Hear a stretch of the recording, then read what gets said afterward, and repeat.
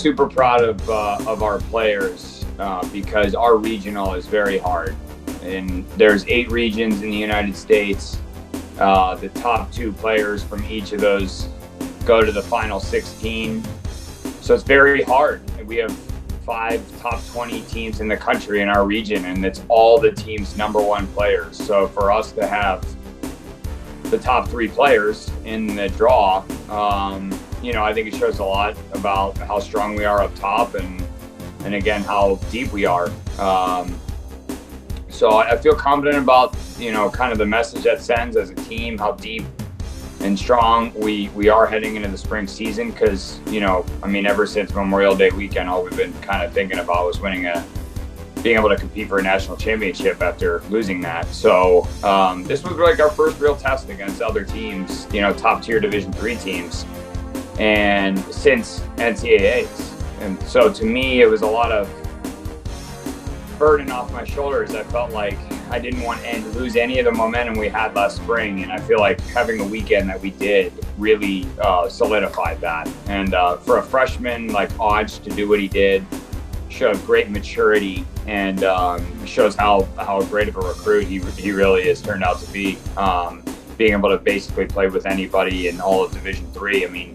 Cianciola was the 5th highest rated player in all of Division III tennis, and Oj was able to get the win against him in the semis. I think that shows a lot. The Central region's always a very tough region to kind of go into the fall tournament with, but we handled the pressure really well. It felt like throughout the tournament.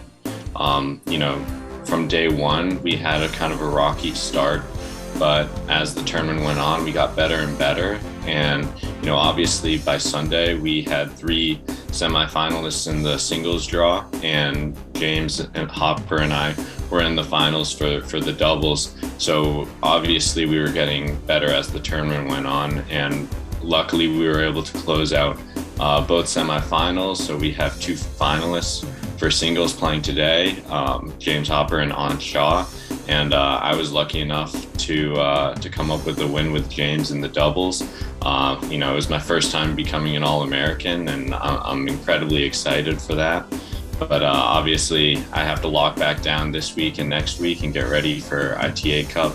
And hopefully bringing home a national championship for doubles. It's definitely not common for us to play dual matches in the fall, but it's a unique year. 50% of our team has never played a dual match as a Spartan. So when I was looking at the schedule and knew that we were only going to get 4 players in the regionals, I really wanted something extra for our team to have to really find out, how this thing works, like how dual matches work and how we can rely on them. So I'm planning on playing everybody in both matches, get everybody a look and see how they look and how they handle themselves, so that when January and February roll around and we're heading to national indoors, we have a really, really good idea of who is going to be able to step into those starting positions. So it's just a different kind of pressure. It's a team match, which is not normal for the fall. The fall is usually all individual. But we wanted to get this feeling, see what it feels like since we have this opportunity. Oberlin and Findlay were kind enough to let us join the party. They were supposed to just play each other, but now they're adding a match with us, so we're thankful for that.